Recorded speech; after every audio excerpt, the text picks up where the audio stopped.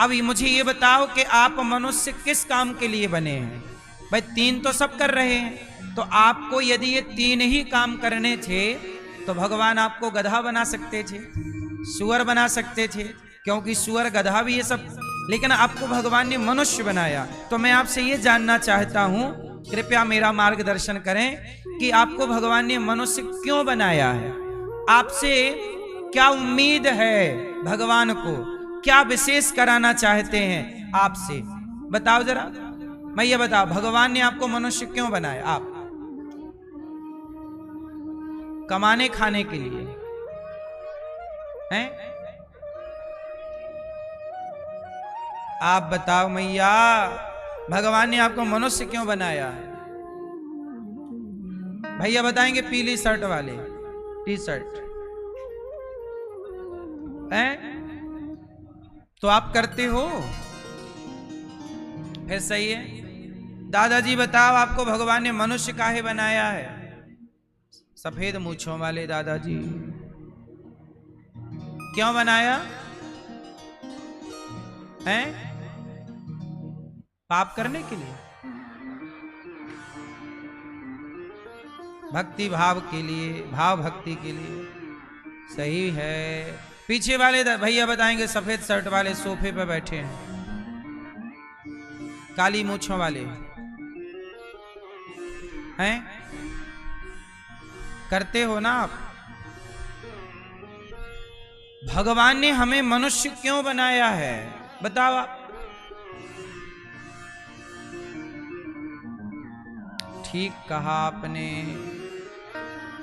धर्म की रक्षा के लिए। पीले भैया बताओ, भगवान ने आपको मनुष्य क्यों बनाया है? हाँ, अच्छे काम। मैया, ओ मैया, भागी जा रही हो बैग लेके मेरी माँ? जा रही हो? हाँ, जाते जाते ये तो बता जा, भगवान ने आपको मनुष्य क्यों बनाया है? सुनो, नहीं बताएंगे मैया, सुनो। भगवान ने हमें मनुष्य इसलिए बनाया है ताकि हम मनुष्य होकर हम प्रत्येक जीव की सेवा कर सकें। क्योंकि कुत्ता सबका भला नहीं कर सकता, कुत्ता चिड़िया सबका भला नहीं कर सकती, चिड़िया अपने बच्चों का भला कर सकती है, कुत्ता कुत्ती अपने अपने बच्चों का भला कर सकते हैं। लेकिन एक मनुष्य है जो चाहे तो चिड़िया को दाना मनुष्य डालता है, सांप को दूध मनुष्य पिलाता है, जीव जंतुओं की रक्षा, चींटी को आटा मनुष्य डालता है, मछली को दाना मनुष्य डालता है, कुत्ते की रोटी, गाय की रोटी आप निकालते हैं, दीन दुखी को भोजन आप कराते हैं, किसी के दुख दर्द में आप सहायक होते हैं। आप ही हैं जिसके अंदर ईश्वर ने ज्यादा दया भरी है। कुत्ते के अंदर दया नहीं है, चिड़िया के अंदर दया नहीं है। चिड़िया अपने बच्चों का पेट भरने के लिए दूसरों के बच्चे पकड़ कर ले आती है और उन्हें मार करके खाती है और अपने बच्चों के मुंह में। छोटा पक्षी बड़ा पक्षी छोटे पक्षी के बच्चों को उठाता है और अपने बच्चों के मुंह पे डाल देता है। बोलो हाँ, उनके अंदर दया दया नहीं है। शेर, चीता, अभी अभी एक हिरनी ने बच्चा पैदा किया, अभी उसका बच्चा हुआ कि उसका बच्चा उसका दूध भी नहीं पी पाया कि शेर आ गया, या शेरनी आ गई, चीता आ गया, और वो जो मिल जाए, माँ मिल जाए तो माँ को, बच्चा तो है, उसे ये दया नहीं आए कि छोटा बच्चा। लेकिन कई बार आपने देखा होगा, कई बार अभी एक कुतिया की एक चर्चा हुई थी। एक महिला ने अपने बच्चे को झाड़ियों में फेंक दिया, एक महिला ने, तो उसी झाड़ी के पास ना एक कुतिया के बच्चे थे, तो वो कुतिया वो गई वहां पे और देखा कि कोई बच्चा पड़ा है, तो उसने बच्चे का कपड़ा मुंह से पकड़ा, खींच करके अपने बच्चों के पास ले गई और अपने बच्चों के साथ उस बच्चे को भी रखा जो इंसान का बच्चा था, और अपने शरीर की गर्मी उस बच्चे को देती रही। ये घटना फरवरी की है, फरवरी मार्च की शुरुआत की। मौसम ठंडा था, रात को फिर भी ठंडी थी, बच्चे को ठंडी लगती, तो उसने अपने बच्चों के साथ उसको रखा और अपनी गर्मी शरीर की और बच्चों को भी सबकी गर्मी उस बच्चे को दी। कुतिया थी वो, पर उसने एक बच्चे की रक्षा की। हम ये नहीं कहते कि जानवरों के अंदर दया नहीं है, हम ये, शेरनी भी कई बार दया करती है, वो छोटे नवजात बच्चे को नहीं खाती, कई बार देखा होगा छोड़ देती है वो, हो सकता है भूख ना रही हो। हम ये नहीं कहते कि दया बिल्कुल नहीं होती, जानवरों में भी कई बार दया देखने में आती है। इंसानों से ज्यादा समझदार कई बार जानवर दिखता है, इंसान से ज्यादा वफादार कुत्ता होता है।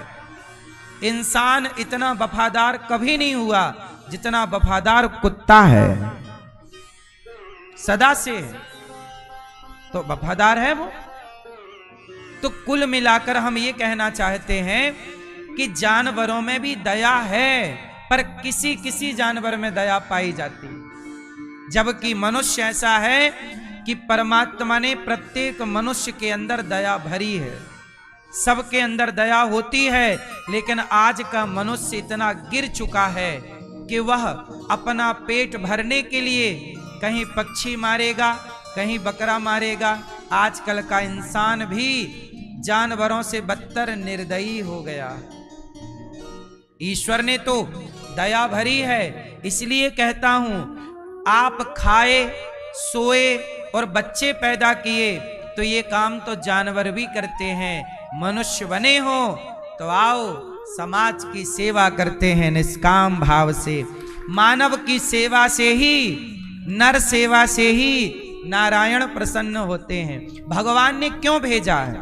अब जैसे ये दास अनिरुद्ध को भगवान ने क्यों भेजा? मेरी जन्मभूमि मध्य प्रदेश जबलपुर के पास की है, पर बिहारी जी ने मुझे वृंदावन बुला लिया। मैं वृंदावन आया नहीं। बिहारी जी की मर्जी के बिना यहां कोई आ सकता है? राधा रानी की मर्जी के बिना कोई आ सकता है? यहां मुझे राधा रानी ने, बिहारी जी ने बुलाया। और बुलाया क्यों? क्योंकि बिहारी जी को इस शरीर से अखंड रसोई की सेवा, वृद्ध माओं की सेवा, गौ माता की सेवा और गुरुकुल की सेवा करानी थी इस शरीर से। इसलिए भगवान ने विशेष काम के लिए दास को वहां से यहां बुलाया। मैं नर्मदा तट का व्यक्ति हूं, नर्मदा मां के तट पर रहने वाला, नर्मदा मां की सेवा करने वाला। आज यमुना मैया ने मुझे बुलाया है, तो बताइए क्यों बुलाया है? यूं ही नहीं बुलाया, इस शरीर से वो कुछ काम कराना चाहते और मैं कर रहा हूं। भगवान की मर्जी से सब कार्य गौरी गोपाल में 315 वृद्ध माओं की सेवा, अखंड रसोई की सेवा आप देख रहे हैं। देखा कि नहीं? अब बताइए, भगवान ने हर व्यक्ति को कोई ना कोई उद्देश्य के लिए धरती पर भेजा है। अब आप लोग भूल गए अपना उद्देश्य, तो हम क्या करें? अब आप दारू पीने लग गए, शराब पीने लग गए, उद्देश्य भूलकर गलत काम करने लग गए, बहन बेटियों को छेड़ने लग गए। इसके लिए थोड़ी भगवान ने तुम्हें यहां धरती पर भेजा है। जाओ बेटा कुछ अच्छा काम करो, क्या करो, लेकिन आप अच्छा काम नहीं करते। इसलिए कहता हूं मेरी मां, आपको अच्छे अच्छे काम करने चाहिए। ये मानव शरीर अनमोल है। अब बताओ, अनिरुद्धाचार्य को ये शरीर आज मिला है, अब बताओ ये मानव तन अब कब मिलेगा मुझे? अब यदि ये शरीर छूटा मेरे से, जरा सोचिएगा, अनिरुद्धाचार्य का ये शरीर यदि छूटा तो बताओ अब कब मिलेगा मुझे? अगले जन्म में कहां जाऊंगा, क्या बनूंगा, कहां जाऊंगा, मुझे ही नहीं पता। इसलिए आज मौका है, इस मौके को क्यों गवाऊं? अगला किसने देखा? जो होगा होगा, लेकिन आज जो मिला है अवसर, हम उसे शराब पी के क्यों गवाएं? झूठ कपट गलत करके क्यों गवाएं। आओ इस अवसर को सही सेवा, मानव जाति की सेवा में लगाएं, अच्छे काम करें। आज हम हैं, कल हम नहीं रहेंगे। जब तक आप हो, अच्छे काम करने चाहिए। बोलो हाँ।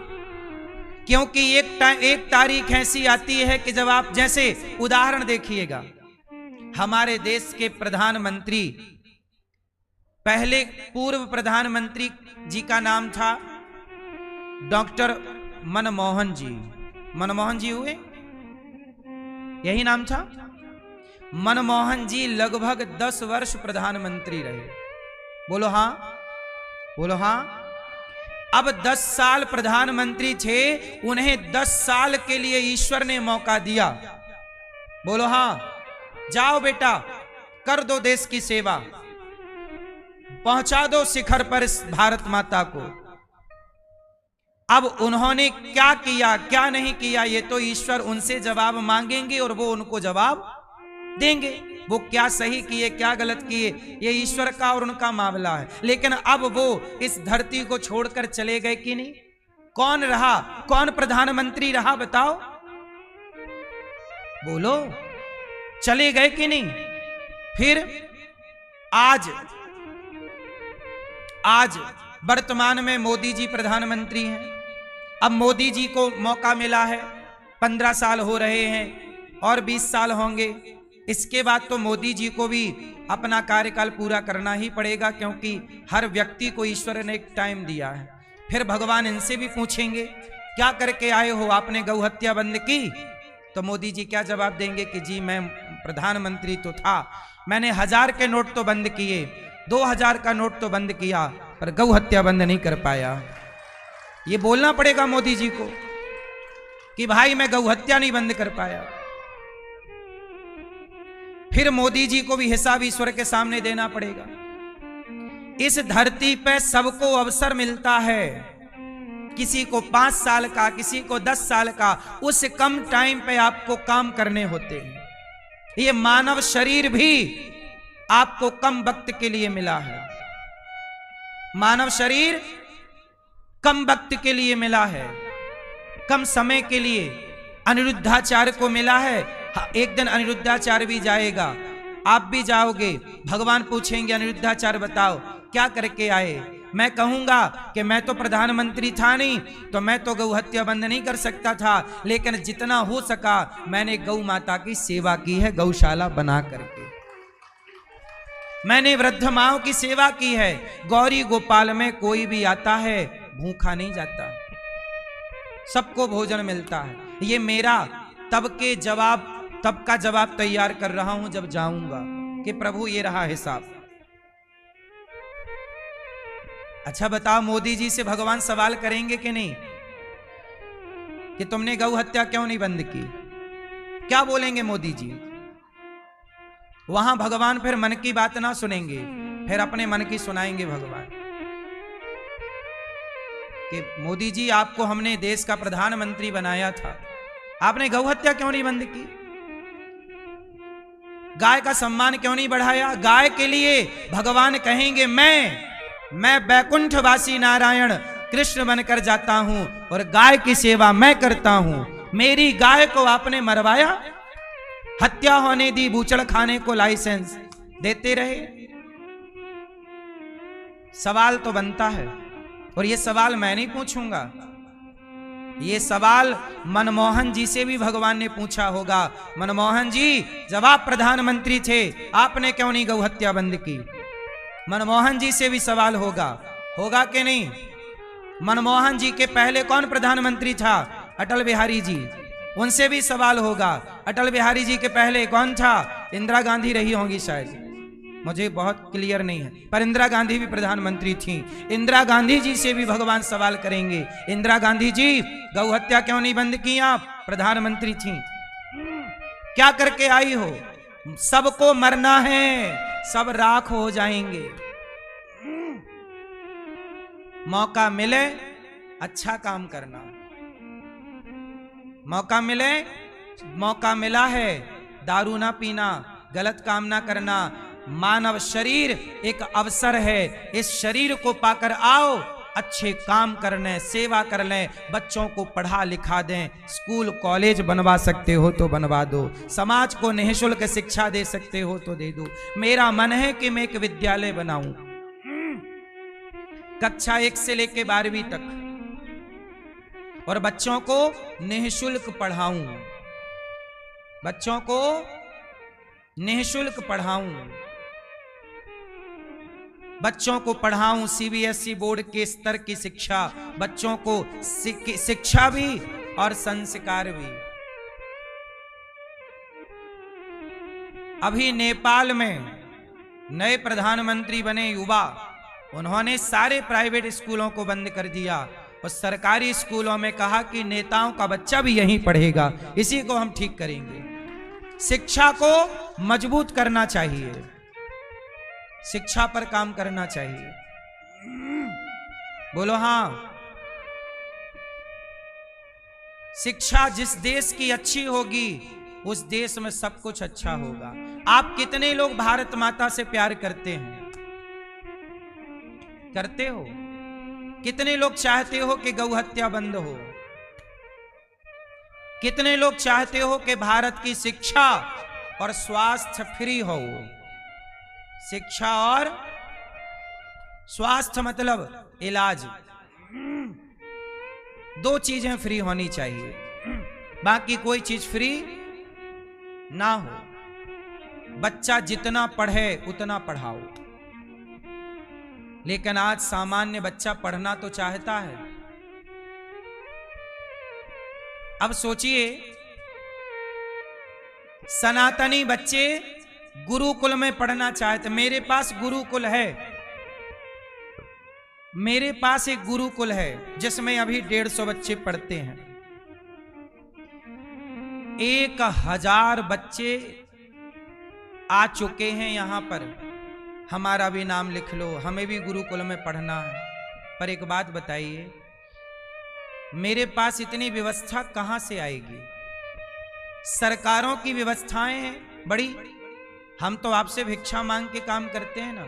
सरकार हमें पूरे भारत की स्कूल सौंप दे, 5 साल में इस देश के स्कूल ऐसे हो जाएंगे और ऐसी व्यवस्था हो जाएगी कि पूरे भारत के प्रत्येक बच्चे को नेता का बेटा हो या मजदूर का, एक सी शिक्षा प्रणाली होगी सबके लिए, एक सी।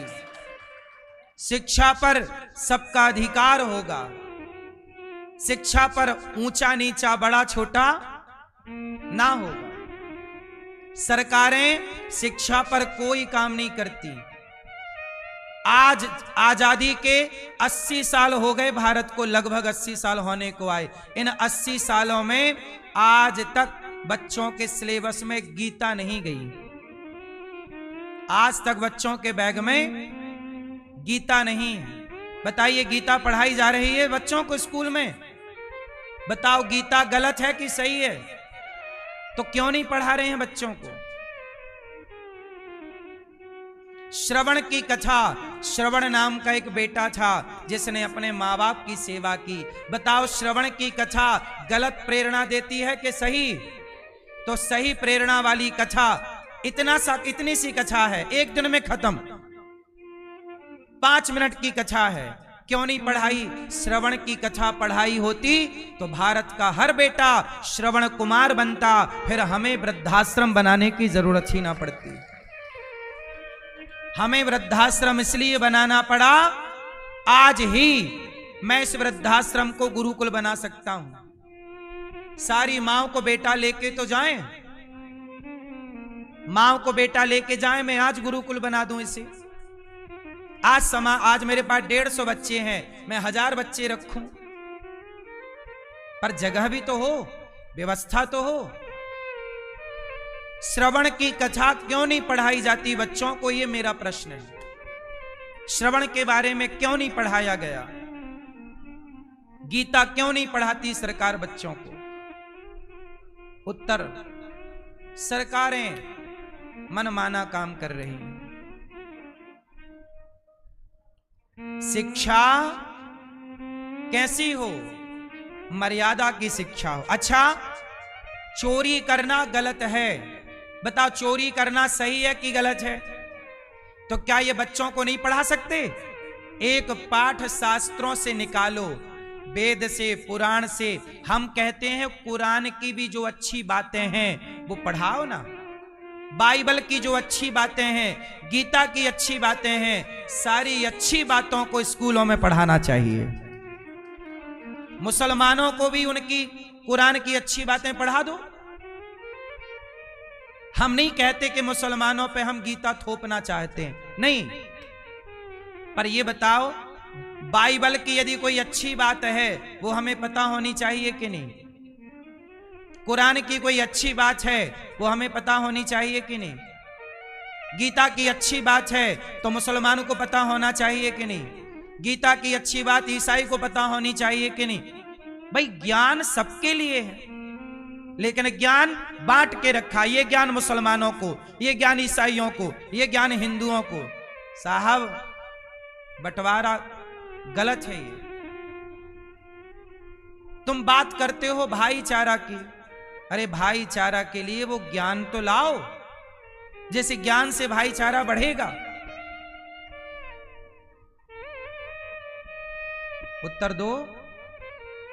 बच्चों को जो पढ़ाना चाहिए, आजादी के 80 साल होने को आए इस देश में, आज तक उस, बताओ भारत किनका गुलाम था? अंग्रेजों का। मुगलों के बाद अंग्रेजों का, अंग्रेजों के बाद आजादी मिली, अंग्रेजों की गुलामी भारत ने की। आज भी आपको आश्चर्य होगा सुनकर, जो आप लोग पढ़ते हो स्कूल में, कॉलेज में, वो सिलेबस किसने डिजाइन किया है स्कूल कॉलेज का? बोलो। एक अंग्रेज था, उसका नाम था मैकाले। क्या नाम था? उस मैकाले नाम के अंग्रेज का सिलेबस आज भी पढ़ाया जा रहा है। उसकी डिजाइन की गई शिक्षा, जब अंग्रेज चले गए तो उस अंग्रेज की शिक्षा क्यों थोपी जा रही है हिंदुस्तान में? फिर उसकी शिक्षा डस्टबिन में डालकर भारतीय शिक्षा होनी चाहिए ना। हमारे देश में जज बने तो भारतीय शिक्षा से जज बने, एडवोकेट बने तो भारतीय शिक्षा के आधार पर एडवोकेट बने, इंजीनियर बने तो भारतीय शिक्षा से इंजीनियर बने।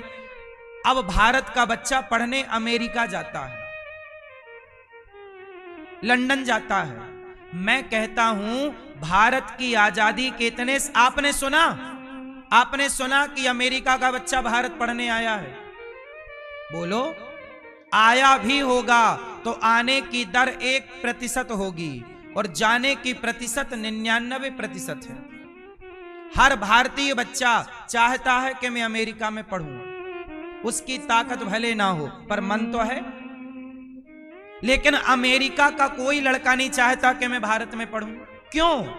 इसका मतलब है कि आजादी के इतने वर्षों के बाद जिस भारत के ऋषियों ने इस देश को शून्य और दशमलव दिया, ऐसे महान गणितज्ञों के देश में आज कोई पढ़ने आना नहीं चाहता। इसका मतलब हमारी शिक्षा प्रणाली अभी अच्छी नहीं है। इतनी अच्छी शिक्षा हो कि दुनिया यहां पढ़ने आए, यहां के बच्चों को कहीं जाने की जरूरत नहीं है पढ़ने के लिए। कितने लोग मेरी बात से सहमत हैं? अब इसका रेशो देता हूं, जरा सुनिएगा। आप लोग कुछ नहीं समझते, नेता लोग कुछ बताते नहीं हैं। हम लोग बताते हैं तो नेता लोग, मीडिया पीछे लग जाती है और ये सब बदनाम करने के चक्कर में। क्या करोगे? फिर भी बताएंगे, भारत का रहने वाला हूं, भारत की बात सुनाता हूं। सुनो, एक सच्ची बात सुनाता हूं, आप निकाल लो अपना मोबाइल का वो हिसाब किताब, कैलकुलेटर निकालो। सुनो, एक बच्चा जब भारत का अमेरिका पढ़ने जाता है तो उसकी साल भर की फीस कितनी होती है? बताओ, किसी को आइडिया हो तो। मैया कह रही हैं 70-80 लाख। 80, ये बात सही है। आप 80 लाख छोड़ो, 50 लाख का गणित निकालो। एक बच्चा भारत, सुनो ध्यान से, कान खोल के रखना, एक बच्चा जब भारत का पढ़ने अमेरिका जाता है या लंदन जाता है तो उसका सालाना खर्च पढ़ाई का कितना होता है? 50 लाख। होता 60-70 है, फिर भी मैं राउंड फिगर में बोल रहा हूं, 50 लाख रुपए एक बच्चे का। अब जरा सोचो कि भारत से ऐसे एक साल में 1000 बच्चे गए, तो जरा 1000 गुणित 50 लाख करियो भैया, कितना हुआ? एक साल में इतना पैसा भारत का अमेरिका में चला जाता। किसके नाम पर? शिक्षा के नाम पर। और हम चले विश्व गुरु बनने के लिए। ऐसी बन जाओगे विश्व गुरु? अरे शिक्षाएं तो मजबूत कर लो सरकार। सरकारों का ध्यान शिक्षा पर बिल्कुल नहीं है। सरकारें चाहती हैं कि आप पढ़ो लिखो ना, क्योंकि पढ़ोगे लिखोगे तो ऐसा हिसाब लगाना सीख जाओगे तो नेताओं के सिर की गर्मी बढ़ जाएगी। वो चाहते हैं कि आप अनपढ़ रहो तो आप पर शासन करते रहें सारी जिंदगी।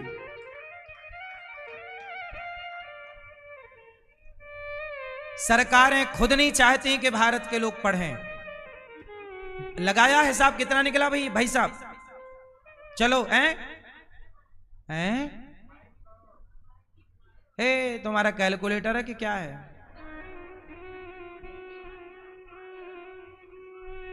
50 लाख रुपए एक बच्चे का, तो चलो 100 बच्चे का लगाओ, फिर 1000 का निकालेंगे। 100 गुणित 50 लाख निकालो, कितना हुआ? भैया कह रही है 5 लाख हुआ।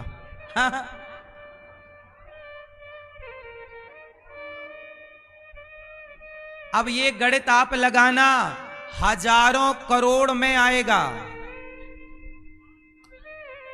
सोचिए 1000 बच्चे का तो जाके हजारों करोड़ में गिनती आएगी। अब सोचिए भारत से कितने बच्चे हर साल जाते हैं? 2000 बच्चे गए, 5000 बच्चे गए, इतना पैसा एक ये अमेरिका का है, फिर इतनी